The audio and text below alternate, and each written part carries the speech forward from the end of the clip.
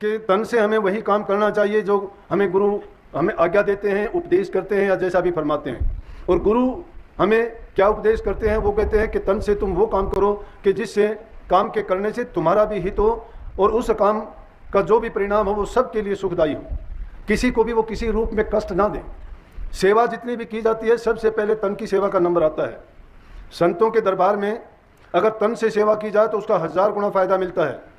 दुनियादारी में भी अगर वो सेवा की जाती है तो भी हम इज्जत, मान और सम्मान पाते हैं। जो भी किसी की सेवा करता है तो उसके बारे में उसकी कितनी महिमा गाई जाती है कि उसने उस बुजुर्ग की सेवा की, उसने बीमार की सेवा की, उसने बूढ़े माँ बाप की सेवा की। आज हम श्रवण कुमार जी का नाम लेते हैं, क्यों लेते हैं? कि उन्होंने अपने माँ बाप की सेवा की, वो अंधे थे और अंधे माँ बाप होते हुए वो कहने लगे कि हमें तीर्थ यात्रा करवाओ। और श्रवण कुमार दोनों माँ बाप को, जो चल फिर भी नहीं सकते थे, एक पालंगी बनाई, एक पलड़े में अपनी माँ को बिठाया, एक को अपने बाप को बिठाया और अपने कंधों पर लेके एक तीर्थ से दूसरे तीर्थ पर उनको उनकी इच्छा के अनुसार ले जाता गया। ये सेवा थी। आज भी श्रवण कुमार ने वो कोई भक्ति नहीं की, उसने कोई किसी धर्म पंथ को नहीं माना, लेकिन प्रभु की असली भक्ति है क्या? सेवा में निहित है। इसीलिए संतों ने सेवा को, प्रेम को, भक्ति को एक ही रूप में और एक ही नाम में बांटा है, समझाया है। तो तन की सेवा जो होती है, इसी प्रकार से संतों के पास जितने भी उनके गुरुमुख शिष्य हुए, उन्होंने जो तन की सेवा गुरु की उन्हीं के लिए उन्हीं की प्रसिद्धि हुई और उन्हीं के कारण उनको सेवा मिली। गुरु नानक साहब के बाद में अंगद साहब हुए। अंगद साहब ने अपने गुरु की, नानक साहब की जो सेवा की, इतनी सेवा किसी भी शिष्य नहीं की। शिष्यों की कोई गिनती नहीं थी। नानक साहब पूरी दुनिया में घूमे, इतनी दूर दूर तक उन्होंने सिख धर्म का प्रचार किया, मानवता का कल्याण किया, समाज की बुराइयां मिटाई, इंसानों के इतने जीवन सुधारे, तब जाके उसके धर्म का नाम पड़ा सिख धर्म। सिख का मतलब शिष्य से था, सीखने वाले से था, शिक्षा को ग्रहण करने वाले से था। और वो सेवा उसी शिक्षा से प्राप्त करके जो अंगद साहब ने, नानक साहब ने उनका अंगद साहब भी नाम इसीलिए रखा कि वो तो मेरा अंग है, जो सेवा करता है वो मेरा अंग है, शरीर का, अलग नहीं है मेरे से। और नानक साहब के बाद में उनके 2 लड़के थे, लक्ष्मी चंद और श्री चंद। उनको उन्होंने गद्दी नहीं दी, बल्कि अपने सेवक को गद्दी दी। तो सेवा का प्रताप था। और भी जितने भी देखोगे उससे आगे भी अमरदास, रामदास सेवा की 70 बार चबूतरे बनवाए और बिगाड़े, उनको तुड़वाते गए, लेकिन इस बात से उन्होंने कोई गिला नहीं था कि क्यों बनवाते हैं और क्यों तुड़वाते हैं।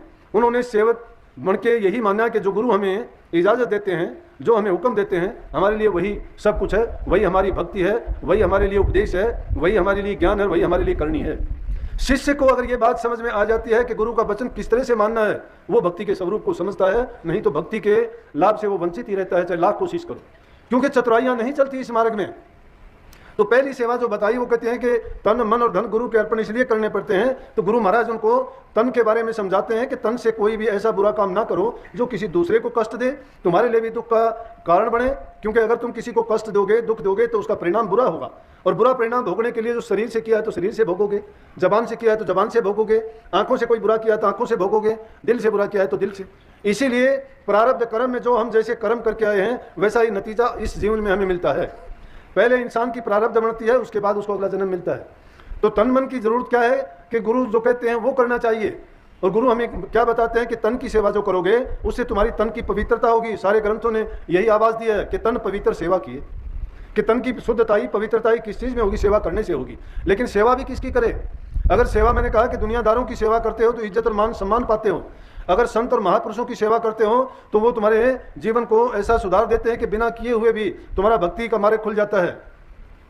इसलिए महापुरुषों के संग में जाके उनके उपदेश को समझ के, और पहला काम जो है तन की सेवा, हमें जो भी हमें मिलती है वो करनी चाहिए। अगर जिसको तन की सेवा करने का अवसर मिलता है, दरबार की सेवा मिल जाए, चाहे आज भी आप देखते होंगे कि इस चीज़ के बारे में पंजाब में गुरुद्वारों में जब भी देखोगे सेवा को सबसे ऊंचा मानते हैं। चाहे किसी को जूते साफ करने की सेवा मिले, चाहे किसी को प्रसादा बनाने की सेवा मिले, चाहे किसी को प्रसादा बांटने की सेवा मिले, चाहे किसी को किसी न किसी रूप में बर्तन साफ करने की है, या उनको किसी भी रूप में मिले, तन की सेवा जो मिलती है वो कुछ भी नहीं देखते अपनी परवाह किए बिना। यहाँ भी वही बात सिखाई जाती है। अब पता नहीं लगता, इतनी गर्मी में भी जो बहन भाई भंडारे में जाके सेवा करते हैं, भट्टी की अग्नि जलती है, पसीना उनका छूटता है, गर्मी में हम वैसे नहीं खड़े रह सकते 2 मिनट भी, और वो वहाँ कितने चाव से, कितने प्रेम से अपने आपे को खो के जो सेवा करते हैं, वो सेवा उनकी भक्ति में शुमार होती है। उनका दूसरा ख्याल होता ही नहीं है। तो तन की सेवा यह है कि तन से जो हम सेवा करेंगे वो खाली कभी नहीं जाती। तो दूसरी बात